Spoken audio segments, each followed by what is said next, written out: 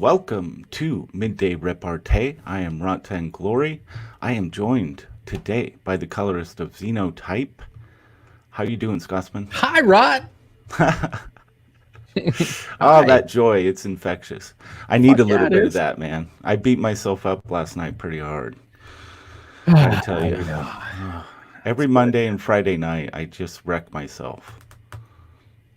And I say it's for the benefit of the show, it's for the laughs, but I might be using it as a little bit of a crutch to go overboard with the booze, maybe a little. I mean, you're not out of control.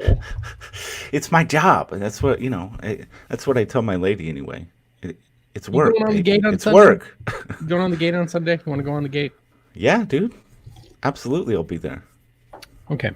That'll be fun. Just no. I can't do the spider thing. I know. You've already done that. I'm assuming that's out of my dead system. and gone. So yeah, that was a bit. I couldn't watch a lot of that stream. I know. Yeah. Well, you said something that triggered me to say, like, okay. You're like, acrophobia. I'm like, arachnophobia. I read you. Right. Hail to the chat. Hail to Ted the chat. Lehman's in here. Mitchell's in the chat. Felix Haas. I think, I dropped the link in there. It's in there. Sorry, I might be on slow motion today, folks. Sorry about that. I'm running on half speed, I think. Really? Why? From the whiskey? Just hungover, yeah. I don't know. I don't even know if I properly went to bed at all, honestly. I One didn't. of those. So, After I got done with Ink, yeah. when the War Campaign Discord, hung out for a while, shot the shit. And I went live in the Discord, and they're like, "Why are you going live here? Why don't you go get some watch time on your channel?" I'm like, Good "Okay, idea. and yeah, I should." So I went live on YouTube. Nice. Was streamed for like 3 hours or something like that until like 3-ish in the morning. Then Damn, dude. shut down. Got into bed at about 3:30, and I think the last I looked at the time it was like 4 or 3:50, and then I was out. But then my wife decided to be rustling around the bedroom, woke me up at 6:30, and then I couldn't go back to sleep. Oh, that sucks. So I got like 2.5 hours, maybe 3, 2.5-ish. Rough. Half speed, Rot 5 glory. I like that. That's actually pretty good. Indeed. So today, I thought we'd touch on this whole. Here we go. Preston Acevedo, how's it going, sir? My dog. Yeah. Scotsman. What's up, man? Love the Nice. shirt. Thank you. Yeah, that's So you're rocking. taking a page out of my book. Getting a little Always be right. marketing and Have to. always be branding, baby. I like it.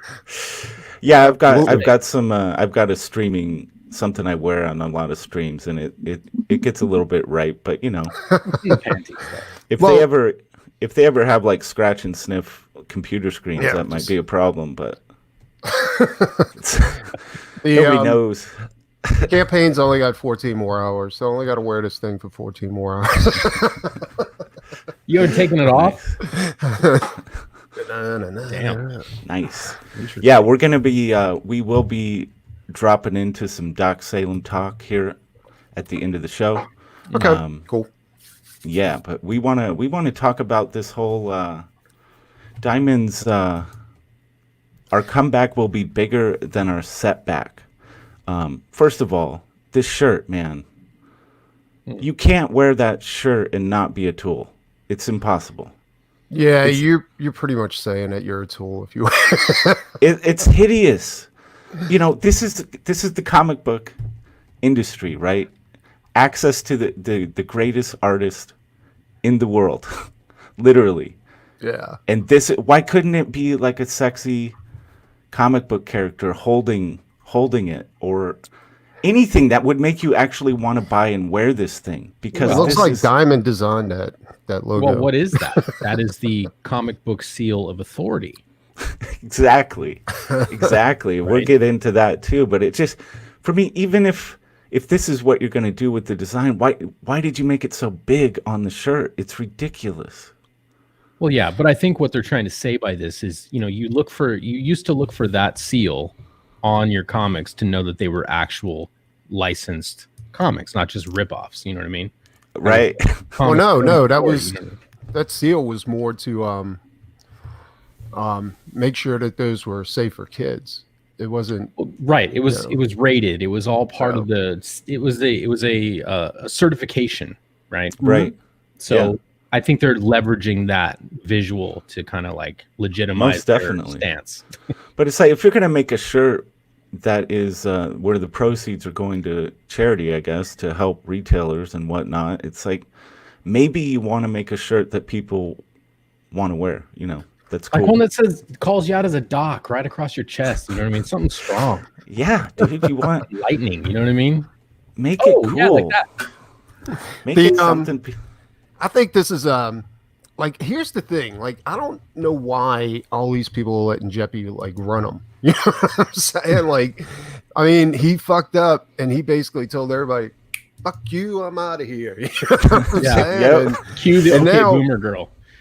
And now he comes back and he's like, okay, well, I guess there's still some money to be made here. Yeah. And he's telling everybody else what's going to happen. Like, you know what I'm saying? Like, he's running these people, telling them, hey, you know your place. You know what I'm saying? And wear this fucking shirt. And they're doing it. You know they are actually doing it. It kind of blows my mind. So there's this is on the Diamond's official website. And I guess, he's breaking it down into 3 phases. The first one being, post messages of support for their favorite comic or game store while asking their friends and fans to do the same. And, they want people to use the hashtag back the comeback on Twitter. And then it's talking about these T-shirts. All proceeds from T-shirt sales will be distributed to charities that support comic and game stores. I can't tell you how awful that sounds to me, because why are comic books framed as a charity now? This is how bad things have gotten, that you're literally, your move to make comics stronger is to call it a charity. Like, what is that about, guys? What is this charity thing? We had discussion around here about this, about comic shops, and this was before all this stuff happened with the virus. And we came to the conclusion that the only comic shops that are really going to survive are the ones that deal with vintage books, that make most of their money off of vintage books.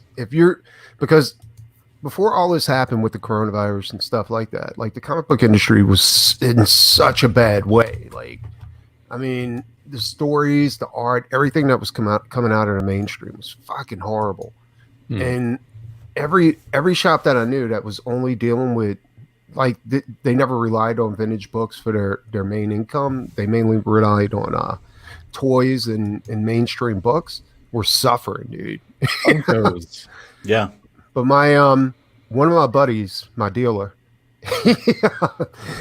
comic dealer, he right. I trade him for art for vintage books and stuff like that, and he's doing amazing, dude. Like, he's bringing in like tons of money. You know what I'm saying? Nice. So yeah, I mean, it's going to be like an antique shop, pretty much. You walk in and you check out the vintage books and maybe some indie titles like Doc Salem or Xenotype. Right. Yeah. Once they get their head out of their ass and they start carrying Comicsgate books, Yeah. But, it just seems so wrong-minded to frame an industry as a charity, as we all need to come together and charitably keep these stores open. When has that ever worked for anything, ever? If you have to frame an industry as a charity, then it's not an industry. No, we should do it to say Ford. Ford is a legacy company. It's been around forever. Oh, wait. That doesn't work for car companies. That doesn't work for any other industry. Once you start... If it's creative destruction, if a market isn't able to sustain itself through the natural processes of people demanding a product and someone having the fortitude and the innovation to create the product and fill the need of the customer and the consumer, satiate their needs and make them fans and make them want to buy your brand and product repeatedly and tell others about it, your shit is going to fail. That is the way the market works, and that is the way it should work. Yeah.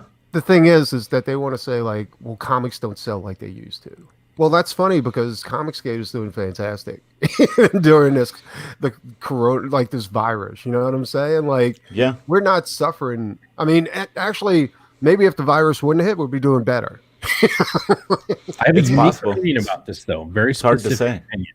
And my opinion isn't very popular because I'm a dad and I have 2 kids in their teens. Yeah. They do not give a shit about comics. And that is fucking terrifying to me because No. Well, I think You the know. deal is that they're teens. kids don't like to read I'm anymore. saying, like, I think Most little kids kids don't like to read Yeah, well, here's the deal. This is my unless it's philosophy text on a this. screen. Like, You know, I never liked to read too. Like when I first got into comics, it was more about Yeah. the pictures. It was like, Sure, oh my the god, art. this is amazing. Agreed. But like, here's the deal. Like, if they would have played this smart with the boom of the movies and all that kind of stuff, and gave away free comics when to little kids when they came to the Yes. movies and stuff like that, Seed the ground. we would be talking about a whole different situation right now. Mhm. Because when I think like the deal is that even like okay, the Brett Weisers, they got the right idea, right? To Yeah. kind of get into these kids' heads when they're little. That way, when they get older, they'll be able to purchase books and they'll have it in their head like, hey, I love collecting. You know what I'm saying? But I think Marvel and DC fucked up with that because they never did it right. You know, they were like, oh my God, we're making all this money off of movies, but they totally forgot to seed the ground, and go ahead and give away Yeah. free books to these kids and stuff like that. Mm. Because now, I mean, we're talking 10 years later, they have jobs now. They'd be buying comics. Right. So Yeah, it's I think the success of these films has been hugely fueled by these fans that grew up, reading comics that were completely immersed in the mythology of these books and characters, and they passed some of that love on to their kids probably. That Right. was, decades and decades worth of goodwill built up. And then, of course, these movies hit like so massive because of that. And they're thinking, well, it's just the movies have that power. That's where the power is. And it's like, no, you guys don't understand. This was it was an intertwined recipe of things. And you're letting that go by the wayside. You think the fuel's going to be gone. There's not going to be anything to fuel these movies in the future. I think there's Nobody will another give a component to the equation as well. We grew up, right? A lot of us are in our 30s and 40s. We grew up in a time when collecting baseball cards and comic books were fun. It was a hobby. It was something, not just the art, not just the story, but the act of, I've got every issue. I've got a linear 1 through 50. Yes. Oh, I need 51. It's coming out next month. I got to be there. I got to get it. There was something that drove us to do that. And part of it was love for the characters and the stories, but another part of it was being a collector. That Absolutely. isn't something that people do as much anymore. well, I have a theory about that too. And it kind of goes like this. Like when Kirby and Lee were producing comics back in the 70s and the 80s and stuff like 60s, whatever. Like it was a time of wonder. You know what I'm saying? Like you go ahead and you pick up a Fantastic Four comic and they're in this fucking high-tech room and they're playing with portal fields and stuff like that. They got robots. Well, in the 21st century, we got robots. Yeah. Your living room you got a flat screen TV, a keyboard, all this shit. You got a supercomputer in your pocket. Everything's on a screen. It's Yeah. like you have to find a new way to instill wonder to go ahead and hook people in. I mean, sci-fi. It's almost like we're on a brink of having like everything that people thought of back then as science fiction is now like science fact. You know what I'm saying? Like, Yeah. It's getting there. Yeah. yeah. So Plus, it's, there's a lot of other things that are happening. Social pressures, like you know, the messaging at schools, like don't waste paper. Paper's Yeah. bad. You know what I mean? Like, Mm. well, why would I kill a tree if I could look at this on a screen? You know, this is getting into our kids' heads. It's yeah. having an effect. I'm not Sure saying it that they're is. consciously saying I don't want comic books, Dad, because I don't want to kill trees. Not saying that. I'm saying that there's something in the hard drive that starts to stack up a little bit of that. There's like one little bar in that, or one brick in the whole pillar of, yeah, I probably shouldn't waste as many trees. Can I read this online? I like stuff online. I like playing video games. I like reading text on the screen. Comic book? I don't think I want a printed one. You know what I mean? These are things that are working into the kids' heads. And That's a really valid point. Who cares about us? We're all going to die off if we don't reseed the ground, like you said, Preston. Give out free shit. Get kids rabidly interested in our IPs. Absolutely. If we don't get that, build that fan base, right, of people who really want that stuff. It could be shirts, it could be mugs, it could be tumblers, it could be frisbees. Who knows what it is, right? Well, Something let's be honest. I mean, you say that, but then these kids are also playing Warhammer.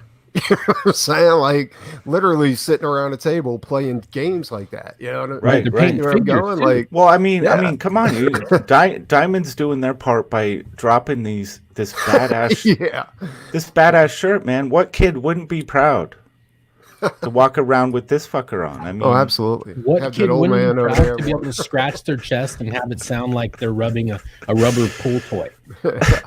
like somebody said, it.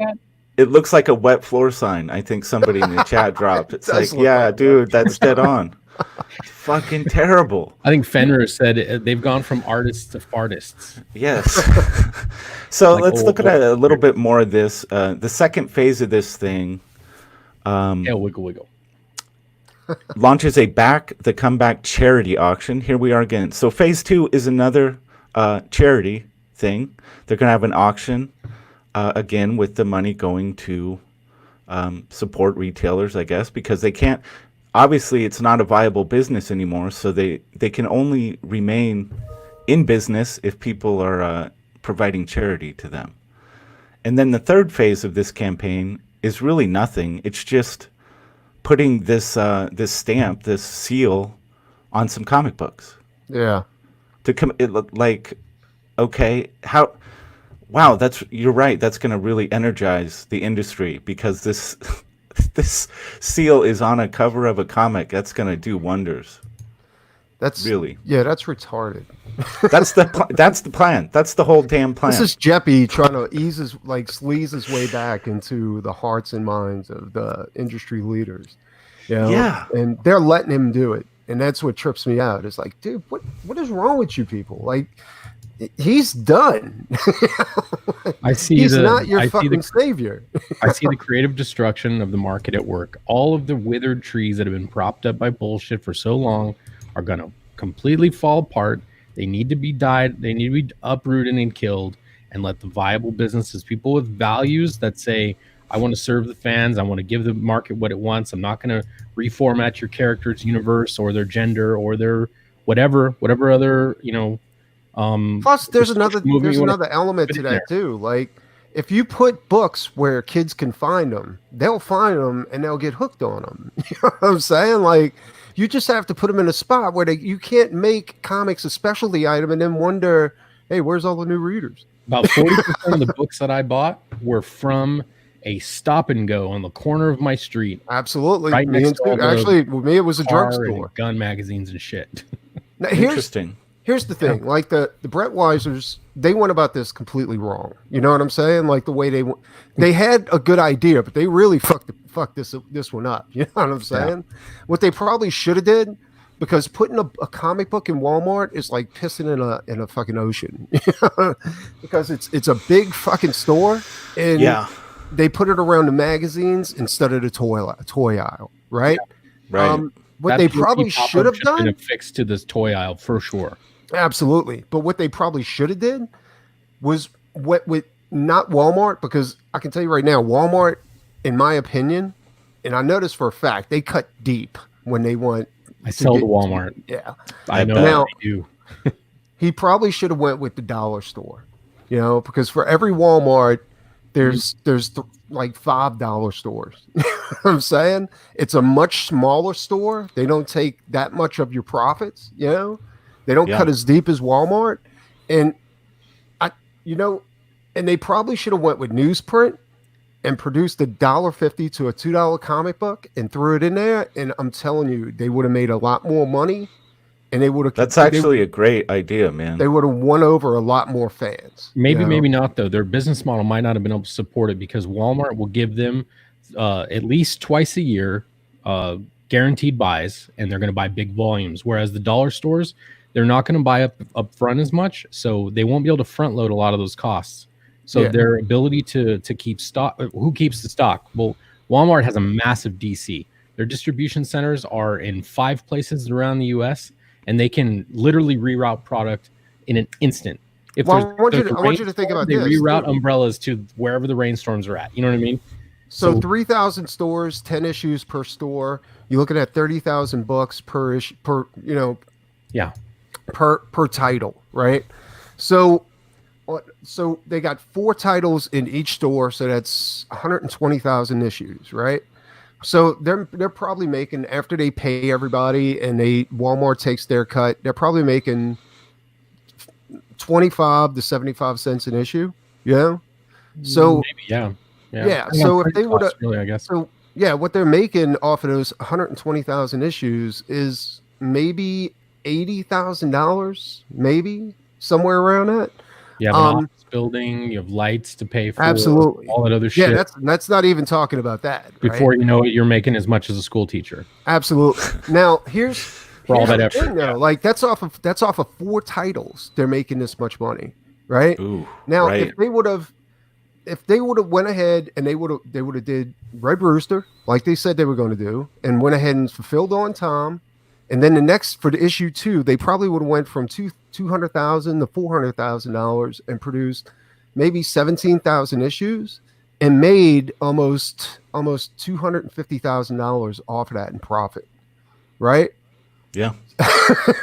Yeah, I think I would agree that from just a pure money standpoint, one title, they would have if that was their only goal, but I do think they really genuinely wanted to try and get comics in front of new readers. I mean, I do think that was that's central to what they're trying to do. If they just wanted to make money, just keep doing the crowdfunding campaigns. I think their intent was in the right place. Again, the optics of it are fucking horrible. Yep. You know, you don't take backer money and start a company with it. No. And then say, hey, you're going to get it when you get it. By the way, if you want to see it, here's the first 30 pages of it. Here's the first I know you got your cock handy there, Scotsman. Is this the first day you don't have it there? They would have been better by it's usually right in your hand, you know. I keep my cock in my hand all the time. Sometimes I just need to cool down. Yep. They would have did better by going with Jeppy. Well, I mean, you know, let's say this: by them going with him, they're again propping up an industry that needs to go through some major reformatting. Part of it needs to die. I mean, it's just there's no other way to go about it. You need to kill off the infected parts, cut them out and remove them, and then let fresh new tissue grow. You need to heal. You're gonna have some scars. You need to heal though, and we can't heal it if we continuously prop it up with charity. I think that industry should die properly with charity driving it. I think we should watch it die, and I think CG is the birth of a new form of a comic book industry. You know what I'm saying? Like, and because we're not suffering during this crisis. Our books are getting funded.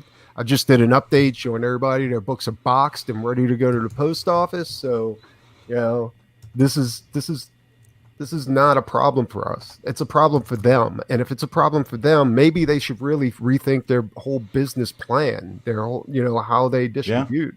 Well, if they're done in crowdfunding, I can tell you right now, I'd never back anything that they made ever again. Oh, absolutely not. Actually, if you look at Mark Waid, I think he's a good guy. I mean, I just think he made a really bad optical business decision. Wait, who's that?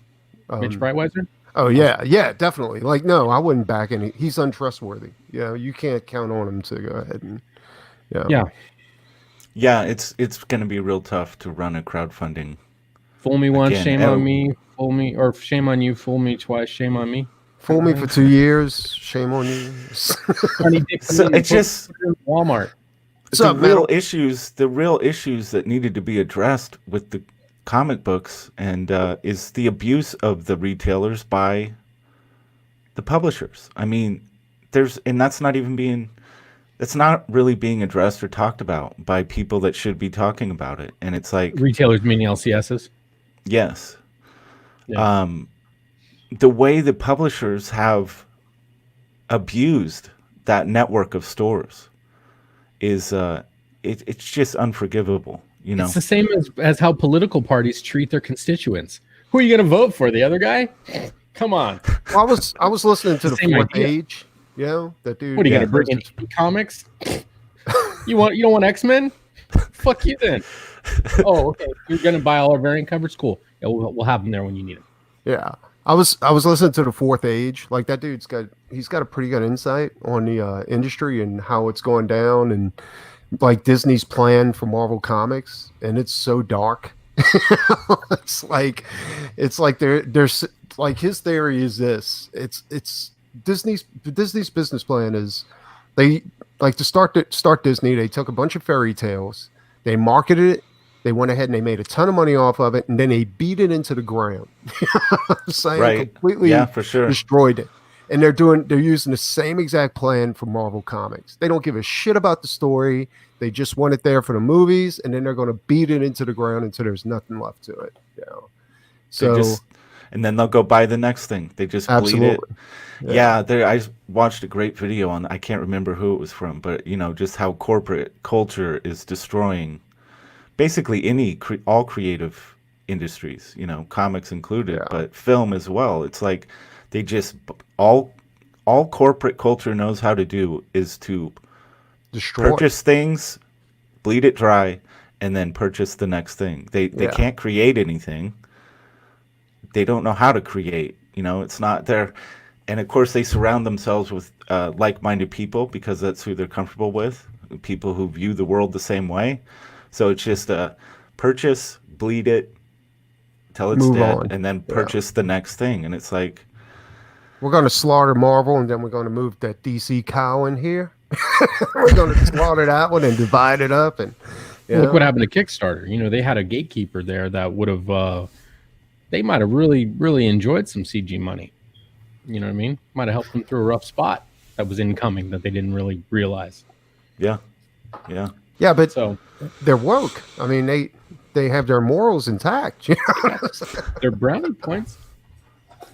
If you guys, this is some real cringeworthy stuff, but The Jeppy clip put out from a. Ink Spot stream last night. I'm sure that's equally as horrible. Jeppy put out a little. I think it's like a 2-minute video about all this, and Saying, it's fuck you, Scotsman. Oh Me, man, right? Yeah. Fuck 'em, you guy. Fuck 'em, you. Let me You try to get make this. sex on me? All right, let me get this queued up. I don't know. I think it's something I'm safe to play. I mean, he's put it out there in public on Twitter, and Well, we could stop it every 10 seconds or so and comment if we need to. yeah, maybe we'll stop it a few Just to be times. safe. YouTube is yeah. That's the thing, though. Like, I can't wait for him to start selling off pieces of Marvel comics. Who wants Thor? Thor, up to bid. Come and get it. Look, this is the superhero that's gonna save comics by doing nothing at all. So let's watch some of this. Oh man. Hi, It looks- I'm Steve Jeppy, Chairman and Chief Executive Officer of Jeppy Family Enterprises. My whole life I've been blessed with the ability to have as a job something I have a true passion for, and that's pop culture, particularly comic books and games. Today, I'm focused on the comic book stores and game stores we're thinking about reopening after the shutdown. I'm launching a campaign called Back the Comeback. We even have this cool shirt with an even cooler logo on it. That's open to interpretation. It's a cool shirt with an Don't tell me even how to thank cooler them. logo on it. It's a really cool logo, guys, and it's a cool Yeah. shirt. Yeah. A large sans serif block face. Beautiful. Looks like a banana. How are you gonna save comics? We're gonna sell some T-shirts. Yeah. That's, That I wouldn't great. literally be buried in. I don't. It's It'll sometimes stop bullets. you question like how somebody became really successful, and then the brilliance is just, it's so apparent. You understand, like, It's like oh, they that's have a why. moment of brilliance and that's it. I think this guy, more than anything, probably a lot of dumb luck, honestly. Yeah. When it just how the pieces fell together and he wound up being the single point of distribution. I mean, Well, I'm he sure had some insight way back. Like he was like, all these comics are stacking up. I know there's got to be somebody who wants them. So he went around and just right. gathered them all up in his van, and next thing you know, Diamond Distribution. Yeah. Yeah. So do you think it was Diamond like that really drove the model being what it is today? Like getting comics off of those spinner racks and the like stop and goes. Like, was that Diamond's doing? Like ending that, or was that something that happened before? I think they had a big part in it. Like Marvel, I think Marvel and DC just got a little greedy. Like they were like, we're not making enough off of this 25-cent book. Or actually 10-cent book to go ahead and publish. I mean, we're talking like years ago. So like almost 20 years ago. So Right. they went ahead and they were like, we're sick of buying these books back for like $1. You know, $1 for every 1,000 books or whatever. So Plus, Image probably slapped him around a little bit yeah. for a time. So they decided to pull their books out of drugstores, convenience stores, and all this stupid shit, and make it a specialty item. And Right. So they could charge more for it, essentially. yeah, and plus they had to rely on Jeppy. You know, Right. like they made him the kingpin at that point. You know, like So what you're saying is, if you rely completely on Standard Oil, you're going to suffer as an of industry. course not. No. No, it's always a great idea. Oh, if they Yeah, control put all your the ducks in training what- and oil For any production. people, for anybody wishing to start a business in the future, put all your ducks in one basket. Always the best option. Yeah. It's just like here, most places probably we have PG&E for our electricity and gas. It's really it's your only option. They can fuck The with you thing however is they want. they were responsible for a massive fire in Oh, yeah. my area. It basically destroyed an entire small town. I mean, it just gone. Jesus Christ. And so, of course, how are they going to pay for all the lawsuits? They just get to raise our prices. And it's like, it must be nice. It must be nice. What That's other... a betrayal of the public trust right there. Exactly. And it's like, this is what happens when one thing is in control of something and people don't have a choice. It always ends badly for everyone. Except maybe Well, that that's that way one, with cable companies too. You got Comcast, you got Cox, you got a couple different providers. AT&T Uverse. If you're not in their area, well, you can eat a dick. Oh my God, AT&T is the worst to deal with. Oh man. They Yeah, suck absolutely. so bad. All right, let's hear this guy's brilliant plan. But more about that later. But I need your help. Here's what I need you to do. Post a video or even a photo of you supporting your favorite comic book store or game store, tagging them, challenging your friends to do the same, making sure you use hashtag #BackTheComeback. You can do a guilt shout your out friends to just into it. about Got it. anyone. It could be a manufacturer, could be a publisher, could be a writer or an artist, really anyone. Because now is the time to show the retailers how much you love them and how much you've missed them. He has dead man lips. So basically, what he's saying is, it's your responsibility as the consumer to paper over our bad business decisions, and if you don't guilt your friends to do the same, well, it's your fault that everything dies. Absolutely. You fat Unbelievable. bag of dicks, bro. Seriously. It's like, what would be great is if people could just go and buy some comics. That would be awesome. No, we're going to post photos and videos about a comic shop because that's going to help them somehow. It's And funny is how that gonna- Alterna's doing fantastic, and they're not in the Jeppy. Yeah, man, he's on top of it. Like, He's really, he's innovating. He's pushing it. He's I got tons of respect for yeah, Peter Simeti. Like his views on how to run the comic industry. They should kick this asshole out and put Simeti in like on like to run this fucking thing and get it back on its feet. I'm telling you, less than a year, I think Simeti would have. Now, is he mostly succeeding by direct to customer orders? Is that what he's doing predominantly? He's doing that right now, but he's trying so hard to get comics back, like easily accessible. You know what I'm saying? Like he had to deal with a local, like a grocery store chain to go ahead and put comics in there, which is great. You know what I'm saying? That's where you want comics, because kids going with their parents to the grocery store, I mean, they don't want to go shopping for food. Yeah. I mean, I look would at the imagine Asian markets, brother. Look at the Asian markets. The manga are fucking huge. They have rabid fan bases. They're very loyal to their stories and to their artists. It's not impossible. It's a different culture, though. You know what I mean? So, and I mean, how tech savvy are Asians?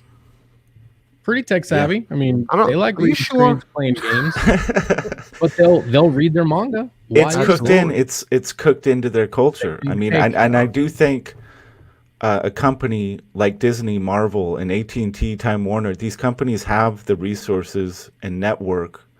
They could start cooking comic book, into the culture. They could change that in probably 10 or 15 years if they wanted to. Well, probably less get it than to that, a, well, I mean, I think I can't remember where I heard it, but if you want to change kind of a core component of a society, it takes about 15 years, about a generation.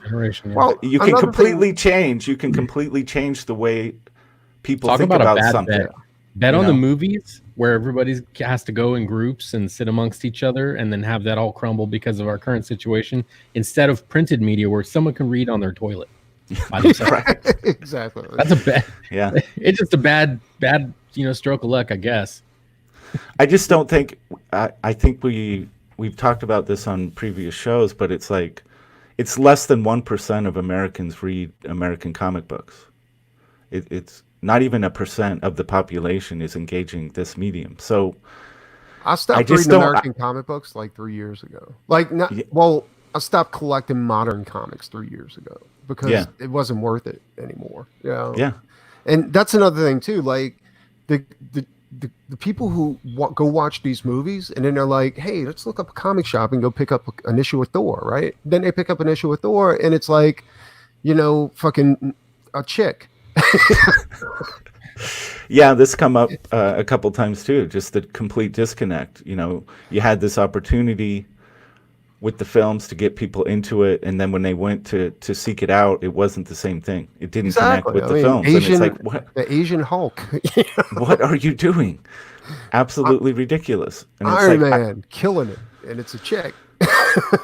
I just don't. If you're a Disney and you have so much reach, I mean, you think about all the different products that Disney has their hands on, how many minds they reach, how much of the population do they have a mind share with already? And you look at comics and they're like, this is 1%. It doesn't mean anything to them. I don't think it's of value. I just don't think they care, and I don't think they're going to do what would be necessary to change it. Yeah. So it's up to Comicsgate. It's up to the independent market if we want this to roll forward and to start creating new fans, it is going to be up to things like Comicsgate to do that for sure. Well, I think Puckhead makes a good point in the chat. He says, Rot Glory, is it worth noting that Asian culture is thousands of years old, rooted in storytelling? I think there's part of that, but also in Japan, there's a lot of mysticism, right? There's a lot of things built on legend and lore and supernatural things. The spirit of the samurai, the supernatural, the ancestors looking down on you, getting in touch with things that are kind of cosmic and not seen. That type of stuff is rooted in the culture, and it's not a religious thing. It's more just a belief system that's part of the way the society conducts itself. You know what I mean? Paying tribute to ancestors and that kind of stuff, you know? I think modern America is the same thing too, because things are so technological nowadays that people are drawn more to mysticism than they are to technology. You know, I mean, Supernatural's killing it. You know what I'm saying? Mhm. Like, Right. The Walking Dead. You know what I'm saying? Like all this stupid shit, and people eat that up because they still have that like craving for like mysticism. You know what I'm saying? But For I mean, like wonder. Shintoism, that's, you know, an ancient Japanese religion built into the culture. Not everybody's involved in Shinto, but it's part of the belief system. Yeah. There are trappings of it. Then with Buddhism, all those things kind of intertwined. I think there's, you know, we like to think of, you know, like you said, zombies and like witches and werewolves and vampires, that kind of stuff. Different type of mysticism, right? I'm talking Yeah. more like the lineage of human beings and the fact that everyone's kind of accessible and in their spiritual journey beyond, and paying tribute to those people and that kind of stuff. Yeah. I think it's a slightly different thing, but yeah, I don't know, Well, people man. want to believe that there's more out there rather than Sure. robots and shit like that, you know, and it's human nature to want all of that, you know, and it's for some odd reason, I don't know how this happened, but society started dictating what an artist is supposed to do. Like, whereas artists are supposed to guide society, that's their job, that's their role in society. Right. But somehow it got flipped. Yeah.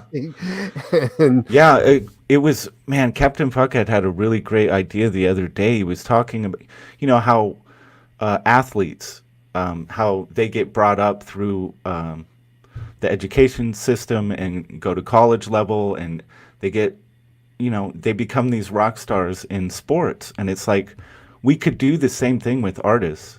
yeah, We could build that same kind of structure for artists where they come up through the ranks. There's almost like a draft, you know, and they could be rock stars. You know, we could be producing artists in a like much different 90s way in image. this. Yeah. And it's like, you know, there's so many things that could be done, but we're talking about, you know, this is big picture stuff, and we're talking about a decade, 15 years of Not effort, really. I mean, you know? okay, not really. All you need to do is like, it's not that hard. Like, stop telling talented people that they can't work in a goddamn industry that they're made to work in. You know what I'm saying? Like, that would stop help. hiring your friends that have no interest in doing comics. That, you know, stop hiring writers that are really novelists that have no interest in writing comics, but you throwing a big enough paycheck towards them, so they're willing to go ahead and do it. Get Yeah. guys like Todd McFarlane, and stop telling people like a cartoony style doesn't sell with modern comics. You know what I'm saying? Because all of this is bullshit. And you know where the proof's at? CG.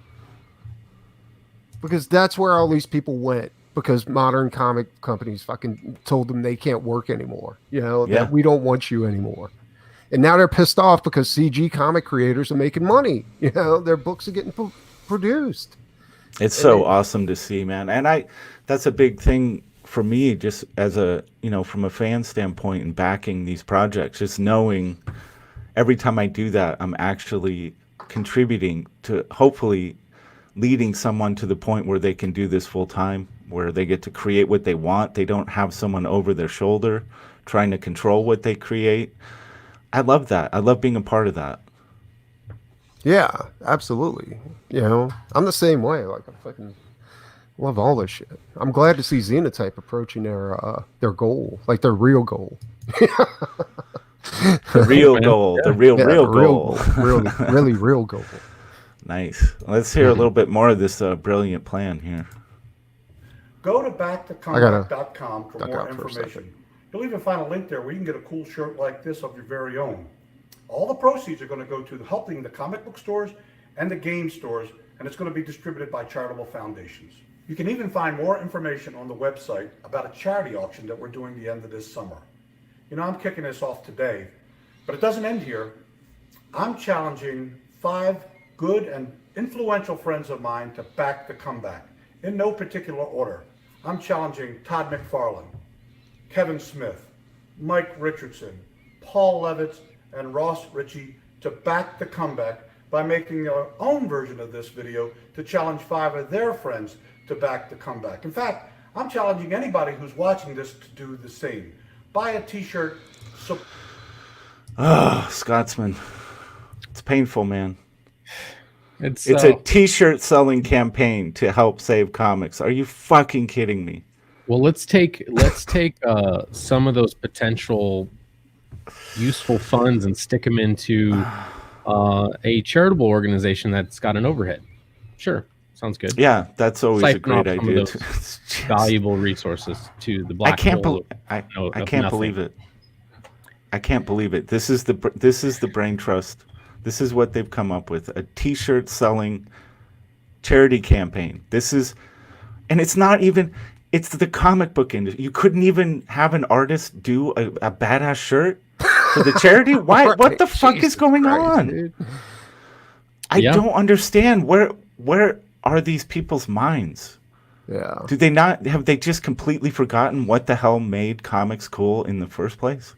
It was the comics code stamp. That's Of course, it was the seal all along. That we should have known. Now that we've got the seal, an emblem to put back on comic covers, it's all going to be golden again, folks. Yeah. Problem solved. Absolutely. Way to go. Believe in Jeppy. That's the moral of this story. Believe in Jeppy. Steve Jeppy's the shit. Yeah. Yeah. Oh my God. Yeah. It really blows my mind, and if this was your idea, if this was your plan, number one, make the shirt cool. Number two, maybe, get someone, make a high energy video. I understand that maybe there's some kind of weight because it's, this guy, and maybe, he feels that makes it more important or something, but people don't know who this is. Well, people aren't Like- going to listen to somebody's grandfather tell them to save a diet. Exactly. It's like, Jesus Christ, how long are you able to be off the ventilator so you can make this video? It's like, I don't know. man. Damn. You went there, I'm huh? going to put Scotsman on there and have him wear a save the comic book industry hat. That's right. There's just so much more that could have been done, that should have been done, and it's all nonsense, man. And they're speaking about comic book shops as charities. The game's over. It's already over. It's done. Yeah. Yeah, you guys are just y'all on hospice. It's fucking over. All they should be talking about is, look at all the cool, badass comics that you're going to be able to buy soon once we get this going again. That should be the conversation. Yeah. He should be showing what fucking great event comics are going to be available soon. No, it's a damn t-shirt. It's so ridiculous. Why are people listening to this douchebag? That's my whole thing. Like, he abandoned you dumbasses, and then you look, and you should have been taking that time to find different ways to get your product out there instead of saying, "Oh, please, Sheffy, come back and save us." Yeah, dude. I Help don't know. me, Obi-Wan. And that's These enough are of this these guy, are the dude. people that need to be eliminated from the industry. Creative Yeah. destruction needs to happen. Cut the fat. So, let's talk about what's really going on in comics, where the real action is. And that's Comicsgate, getting it done. Specifically, Doc Salem. It's rocking it. Let's talk some Doc Salem. We can do that. Yeah. If you feel like it. Would you rather share your I can do campaign that. yourself so you can be in control of the scrolling? Yeah, I'll do that. Hold on one second. Yeah, I you. did that already. I've tried to do it the other way before, and it usually doesn't work too well. But yeah, dude, how many? You're down to the last hours of this campaign, right? Last ones. Yeah, it's Yeah. it's about to end, and I'm gonna have to trim some of the fat off, for when it goes in demand, to go ahead and eliminate some of the tiers. Let's see here. Nice. So you are going in demand for a while. A little bit, yeah. Good. Until yeah. I got other stuff I have to work on, like other projects and stuff like that, and it's just way too hard to work on, keeping up with a campaign plus going ahead and doing all that kind of stuff. Yeah. Okay, well, here's the video. Yeah, let's check it out. You know the story. A mad genius, an unholy. Let's go ahead and up the up the resolution on that just a little bit. Oh yeah, for sure. Yeah, I had it set really low.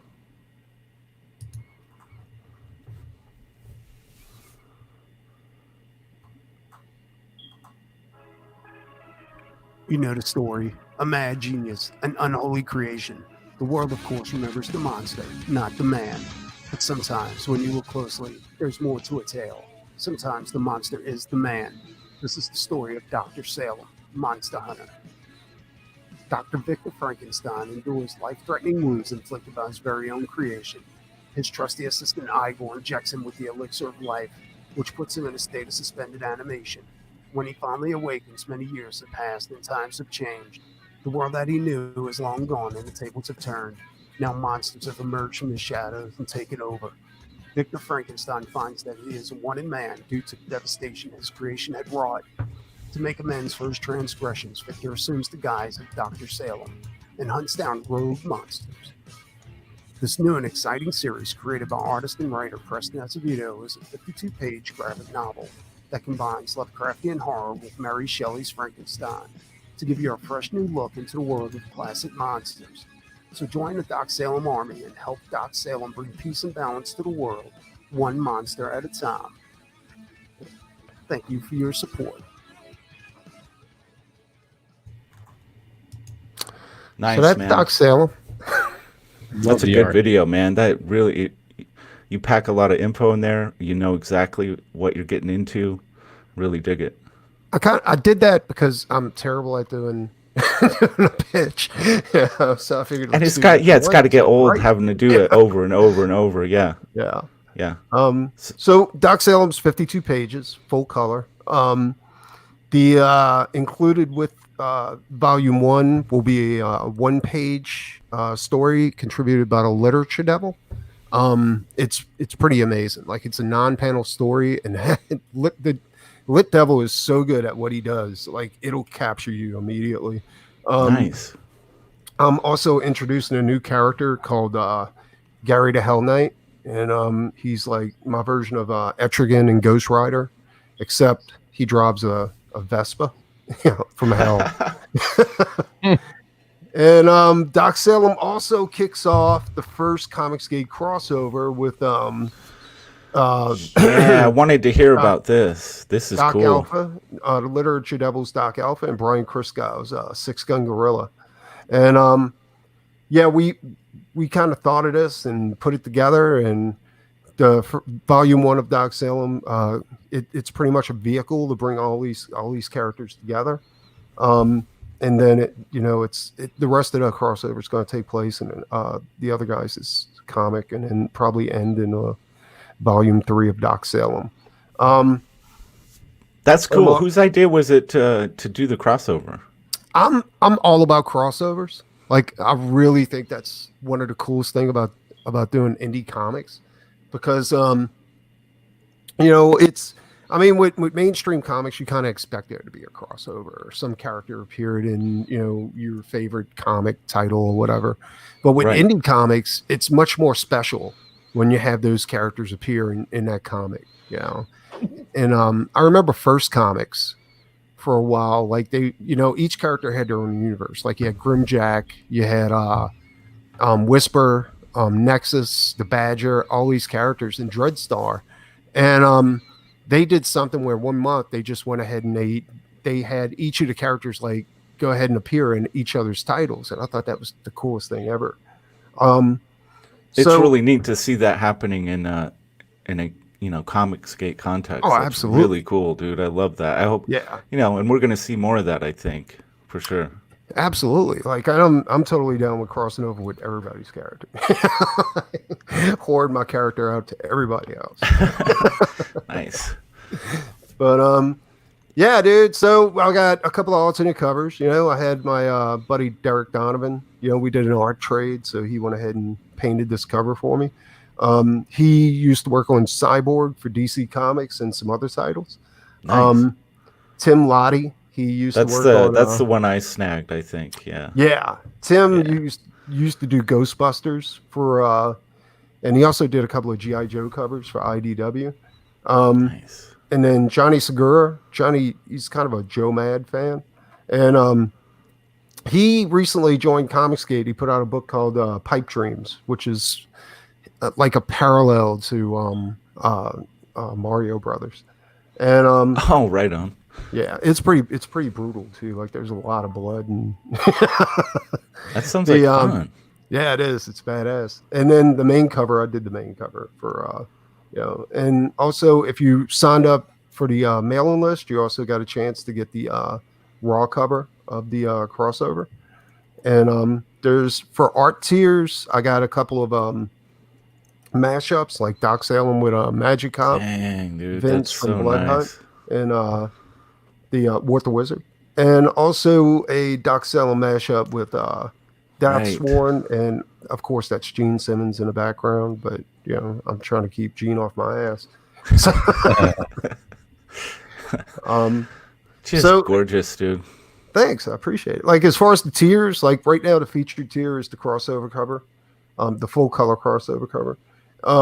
There's a digital tier. If anybody's interested in digital, I mean 24 people are. So the covers are divided into collectors tiers. Like I'm a collector 2, I'm a collector 3, and I'm a collector 4. Now the thing is that you can select each individual cover. Like you can just get one cover, and if you're interested in another one, you can add it on to your order. So Yeah. it's very consumer friendly as far as that goes. Like you guys Nice. have all the power here. And I have a Doc Salem fan club tier where you get all 40s alternate covers, and you also get a Doc Salem fan club card with a decoder on the back of it to decode some of the messages that'll be left in Doc Salem. All right. Here's another art tier. I do everything traditionally, so I got a ton of pages left over from the comic, and I'm offering those out for $150 each. And that's pretty much it. Yeah. Are you gonna- I got a high end tier too. Somebody brought it to my attention, like I never had any high end tiers, so I put one up, and it's pretty high end. It's $3,000. It's always good to give. Stretch. Got to give canvas people painting. that opportunity to Yeah. go for it. You never know, man. You never And know. So, yeah. Are you gonna? Will this be in demand as the book is fulfilling? Will people still be able to get it? I'm gonna leave it in demand for a little while. Like I said, I am going to trim the fat on some of these tiers, so a lot of them are going to disappear, and Right. whatever's left is what's left. I don't really like having a lot of tiers to begin with, and once I make the order for the comics, I think I'm gonna eliminate a lot of these crossover covers. I mean Yeah. not crossover covers, alternate covers, to go ahead Yeah, and just that make makes it sense. really simple. I do think with CG, we've learned that as the comic starts getting fulfilled and people have a chance to really dig into it, you start getting reviews. You get this surge of hype around it. I think that can lead to a lot of sales, and I think it could also lead to more people wanting the original art as well. Yeah. I mean, it doesn't hurt to leave the original. It's not going anywhere. So I think that'll still stay. It's just ordering all those covers. Yeah. Yeah, Here's, that's tough. So here's the update for Rockabilly Road Trip. Here's all the comics boxed and sealed and ready to Dang. go. And here's the vinyl picture disc that I had produced for it. Because I love getting specialty items made for the campaigns, like super collectibles. Very And cool. so yeah, this is 2-sided. So and it's got the Rockabilly Road Trip theme song on it. So yeah, just so everybody knows, this is not going to Walmart. This is going to you. That's good to know. And it is being fulfilled, so there's no no problems with Doc Salem and Rockabilly Road Trip. Like both of those are good to go. And yep. So that's it. I put a lot into this too. Like so here's the deal. Like like in Can I just the say I love the film grain and sepia tone built into your panel structure. yeah, that's great. for all the flashbacks. It looks really like great. the old The black and white flashback Frankenstein pages are, movies. yeah, Yeah. I love the flashback pages. They're Having so the balls cool, to man. do that in today's like, oh, I want it to be saturated and cool is brilliant. I like it. Well, I just like trying to be creative. You know what I'm saying? Like with the evident. word balloons, like playing with the word balloons, like Dagon. It's kind of like giving your character a voice. You know what I'm saying? Like Yeah. using Yeah. just regular word balloons with the standard type sucks. But like I was saying, like Doc Salem, he's Victor von Frankenstein. You know, and like it said in the video, like he was injured by his monster, and he spent decades in a healing sleep. And when he woke up, it was like mid 90s or something like that, you know, and from the 1800s to the mid 90s. And, you know, he's super old. Well, Igor is super old. And Doc Salem's completely changed. Like the elixir of life changed his body in so many different ways. You know, it made him more monstrous. And now the thing to keep in mind is that volume 2 of Doc Salem, I'm introducing Frankenstein's monster, reintroducing him, you know, because the only time you see him in volume 1 is, you know, in flashbacks. Right. Now, the thing to keep in mind is that Doc Salem, his mindset is still stuck in the 1800s. You know what I'm saying? Like his personality, he never really grew as a character because he was in a heal and sleep all his time. Got it. Whereas his monster, you know, he's been awake since the 1800s. So Okay. in a lot of ways, like when he's reintroduced into the book, he's going to be coming from a place of power. Like he's grown smarter, he's grown more, you know, wily. So he's either going to be a head of a corporation, like maybe Marvel or something like that, or he's going to be like the leader of a country. Like I'm not. I dig really that. exposing that yet. You know? Yeah, Like, he's like he's grown with the culture. He's in Yeah. tune with it. Whereas Doc Salem he's out of tune with things. He's having to figure it out. absolutely. Like Doc I dig Salem that. is That's still cool. like a proper gentleman from the 1800s. You know? Right. So he talks like a proper gentleman, but he's also cracked because the elixir of life played with his brain and his body so much that he has these moments where he just slips into like this psychotic mentality, you know, like when he finally destroys Dagon and he's opening fire on him, you know, he loses it, you know, and there's a little, like when he narrates to himself, like in one of the panels, it says he's talking to himself, or, you know, he's breaking the fourth wall a little bit.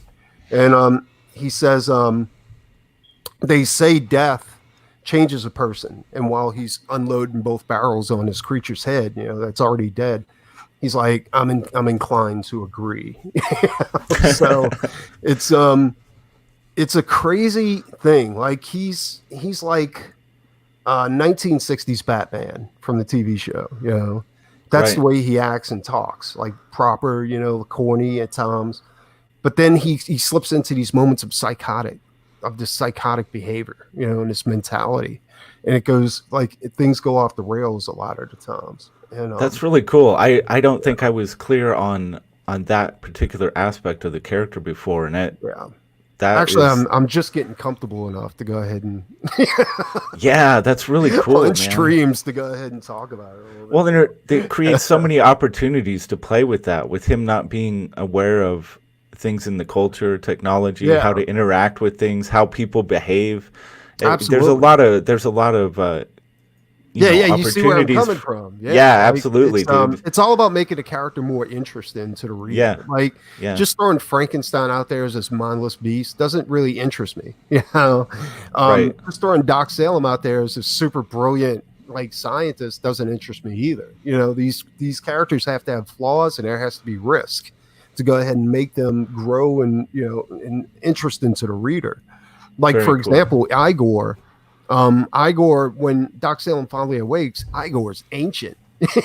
Like Yeah. he's been hanging on all this time to look after his master, you know, Dr. Frankenstein. And when he awakens, like when Doc Salem finally awakens, he's like, he sees Igor for the first time, and he's kind of taken aback because Igor's not Igor that he remembers when he went to sleep. And as it turns out, like in the middle of an experiment, Igor has a massive heart attack, and it turns out that it's precipitated by the hump that was on his back. Like the hump was never really a hump; it was always a tumor, that's grown out of control over the years. And so to repay Igor for his loyal service, Doc Salem transfers his brain because he doesn't have the elixir of life anymore. Like the elixir's gone. The last of it was used on him. And he transfers Igor's brain into this teenage boy's body. The boy was brain dead, but his body was viable. And so that to me I want to give Doc Salem a sidekick, but I didn't want him to be like just a boy wonder. You know what I'm saying? Like, yeah, I wanted dude, him this is cool. Yeah, I wanted him to be like Igor. So Igor's stuck in his teenage body, but he's coming from the perspective of an old ancient man that's lived a lifetime, Yeah. And there's other characters that get introduced in this too, which are just as interesting. But you got to pick up the book to go ahead, dude, and see where all this goes. It's really clear that a lot of thought has gone into every aspect of the book. The characters sound like, we're not just getting a two-dimensional. On the surface, it looks like a hero comic, but it's not. Because I swore I would never write a spandex comic or draw a spandex comic. And Doc Salem to me isn't really that. It's more like drawing Madman, like doing a Mike Allred deal or something like that. Yeah, dude. Fucking cool. I'm really glad that I snagged it when I did. I'm really looking forward to it, man. Now, I have to say this, though. Like, if we can reach 300 backers, Chief Justice Optimus said that he'll do German stuff. Ah, gotcha. German stuff is always good. Yes. No, it's not good. It's not good at all. Oh man, that's cool, dude. Are you going to be making some rounds today on different channels? I'm going to try to. Like, it was hard to plan all this stuff. Like this weekend with the explosion of the videos that came out. Yes, right. It's been hard to promote because that seems like, fortunately enough, it's like something's dominating the entirety of like something's just penetrating. Yeah. So it's like CG has its own news cycle, and it kind of dominated the news cycle. Yeah, for sure. It's, I don't know, people are too anal about it, I guess. Ooh. But so it's been hard to made out of silicone. You know what I mean? It's been really hard to book shows because that seems to be the topic, and I'm kind of glad that this hasn't been a topic of this show because it's getting a little. Oh yeah, I mean dude, it is what it is. I don't see a need to like really go into it. I don't care what the guy does, honestly. Well, I think anybody who's coming at him now, like, I think he deserves every single bit of it, Oh, no question. Because it's at some point we have to do business too. A lot of things make sense now. A lot more sense. It makes a whole lot more sense for sure, and he absolutely deserves what's coming at him. There's no doubt about that. We just need to refocus. It just doesn't strap on our resolve and get to it. You know what I mean? Don't let this cuck any of our current projects. Exactly. Got to run in there like Leroy Jenkins. So shoot, you don't have a specific show you can promote from here? Not today. I'm just basically just dropping in and promoting wherever I can. Okay. It's honestly, I can't really complain at the moment because I'm doing pretty good. Like, as far as I got covers I got to do, I got pages I'm knocking out. So while everybody's complaining about money, I'm actually not, because I'm doing really good. And it's weird because at the beginning of this virus, like, all of my cons like canceled. All the physical shows I was supposed to go to canceled. And they're like, And That's a good chunk of change there too. dude, huge chunk of change. And I That was sucks, like, man. what am I gonna do? But it seems like I shouldn't have worried about that because I think during this crisis I found a new way to make money, so I don't really have to do shows anymore. I don't have to Yeah. leave the house. All I have to do is knock out IPs, and Right. right now the name of the game is create your IPs, get them out there so people can buy them and do the next one. Yeah. And the way I figure it, like I signed up to do Micah's book, 3 Nights 4 Days, and also I'm doing the next comic of Six Gun Gorilla for Brian Christgau. Oh, nice, dude. Yeah. Love that. And- Love that book, dude. Yeah, me too. Brian's a really good writer. And then me and Brian are working on an IP together, one that I created a few years ago. And so the way it's going to work is it's going to be like Doc Salem, Rockabilly Road Trip, Doc Salem, like for the next issues that are going to be coming out.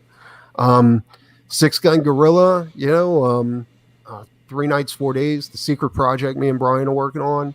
And then it's going to start all over again because I figure if I can knock out 4 or 5 books a year, I should be good. And That's then also awesome, man. some covers and stuff like that. Like I'm good to go, dude. Yeah. Well, it seems like it'd be kind of nice that you have, you get to kind of rotate projects, different projects, so you're not just always doing the same thing. Not that there's anything wrong with that, but as it probably makes it a little more interesting for you. Oh, absolutely. And you know, like I don't know. I mean, it does keep things interesting, so you don't really want to stop. And I'm pretty quick on knocking out pages and covers and shit like that. So it's not like I'm spending 6 months per issue, Were you on the last auction on EBS's I was, channel? dude. Yeah. Nice, dude. That cool. was crazy. Did that go well for you? Dude, did it. Nice. I did Cool. So I offered up the Cyberfrog Salamandroid Mandroid, sketch I did. And dude, that went quick. Like, Nice, dude. That's insane. And then the Umbrella, Tugs. Oh, Tugs yeah, piece yeah. I did for him. Yeah. That was a badass piece too. Yeah, that one came out nice. I think I'm gonna do a Doc Salem like Xenotype mashup too, just to see what it'll. Very cool. I'm not much of a manga artist, but I got a feeling, it should be okay, right? Different perspective. Yeah, I feel like I think it's really smart that EVS is really spreading those out. What is he doing them like 3 times a year? The auctions, 4 maybe at most. Yeah, I like that he's limiting people to 1 piece per show. You know what I'm saying? Like he's just shuffling everybody through so that everybody gets a shot, and that's really cool. I think it's cool that he's not oversaturating it. He's not overdoing it with that. Yeah. Not taking too much focus off of getting campaigns funded. Well, but it's a nice for you artists to get that little kick every once in a while like that. Well, he said, like, I remember him saying this a while back. Like, he didn't think the art auction was a good idea because people were just doing pieces to get ready for the art auction instead of getting their work done on their books. Yeah. And I know what he's talking about because commissions like that, or sales like that, or working on your book, which is right, which you don't know if you're going to sell the pages or not. Exactly. So I'm glad that he's spacing it out. Like he's only doing it a few times a year. That way, people aren't focused so much on selling. Yeah. art, Yeah, like pretty much everything else when it comes to doing this, EVS does it right. Yeah. He's doing it right. He's giving people a really impressive blueprint, for how to succeed. Yeah. So. And I mean, fucking listen to him, dude. Like that's what he's talking about. And, he's keeping Cyberfrog out of Walmart because he knows he'll make more money on Absolutely. He's not a stupid man. Yeah.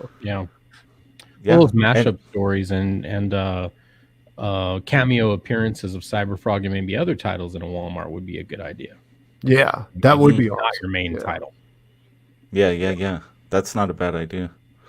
But I kind of like your dollar store idea too from earlier. I mean, it's an interesting, it's an interesting idea. I think it would actually work better because there's not so much noise. It wouldn't get so lost in the sea of stuff. Yeah. Plus, you Yeah. can put it on the aisle. You know, it could be Yeah. an impulse buy. You know, if people can. Yeah. Obviously, it'd have to be like you're saying. It would have to be newsprint. Have to be Yeah. made. Well, that way, if on you have the to buy cheap, it but- back, you're not looking at that much money, dude. I mean, Yeah, I'm worried about that with like- the Breitweisers. Like, yeah. And plus, as a vendor, you literally have zero control over where it gets merchandised in the store. You can, I can't tell you how many times I've rendered entire point of purchase rollouts, like massive displays and shit like that, stuff that affixes to the current rail system they have, stuff that's freestanding corrugate. There's many different ways to deploy product in the retail space, and every square inch of that store, vertically from the floor, from the footprint it occupies on the floor up to the ceiling, is calculated on how much money they want on a return. So, Yeah. and that's managed by the planogram police. They literally look at every square inch, and the buyer of a certain type of product can say, "Yeah, I want it," and then it can get, "Nope, it doesn't fit into the corporate structure," and then I feel like Well- the comics would do better at Walmart in the checkout aisle, like right at the checkout stand. Yeah. If they had been right there, right at kid level, right where the candy is, that impulse Absolutely. buy. Yeah. I kind of think a seismic shift whenever comics stopped being in convenience stores and 7-Elevens and shit like that. Yeah. Well, dude. how big is Walmart, though? Walmart's like 40,000 square feet, something like that. Exactly. And then you're looking at a dollar store, which is literally like 1,000 Yeah. square feet. Yeah. Well, they range in Like- size, but yeah, your point is true. Where It is. would you want your book to be at? I mean, there's a big difference, a huge Yeah. difference. And And the there's so many traffic- distractions at Walmart for a kid. Like Absolutely. they have a million other things that they could go check out while they're waiting for their parents to finish shopping. But at the dollar store, the comics in that store would be about the only cool thing that would be there for them to Absolutely. do, The only problem is that you can't sell a $5 comic at a dollar store. Right. You'd have to do $1.50 to $2. I people would never- don't know about that, Rod. I think you could probably get some pretty cool salt and pepper shakers, like in the shape of a sheep or something. Well, yeah, you're right. I take that back. All right, guys, I gotta wrap this thing up. I gotta get back to work. Really happy to have you on, Preston. Oh no, it's been a blast, dude. Like, if you ever just want to hang out, let's just do it. Yeah. Cool, dude. Yeah, you're welcome anytime to join the discussion. I do this thing Monday through Friday every day at the same time. So And keep sending me those links. I promise I'm not being a dick. Every time I get them, I'm like, hours passed when you sent it. oh yeah, dude. I don't have any At least 3 expectations. shows, and I'm just like doing shit, and I don't check Twitter, and then like hours pass, and I'm like, oh, Oh yeah, dude. Don't think about I'm not it at ignoring all. you. You know that. Cool. Hail the chat. Thank you guys for being here. Always appreciate that. And go snag your copy of Doc Salem. That campaign, it's only got hours left. It will go in demand, but some of those tiers and variant covers might not be available. So When are we shipping? When are we shipping? Oh, shit. Sorry, I can't go right off the top of my head. Shipping August 2020. Yeah. Ooh, not that long. nice, dude. Okay. That's not a long wait. Get in there, take a look. All right, guys. I guess we'll see you tomorrow. Yeah. Peace, everyone. Hail the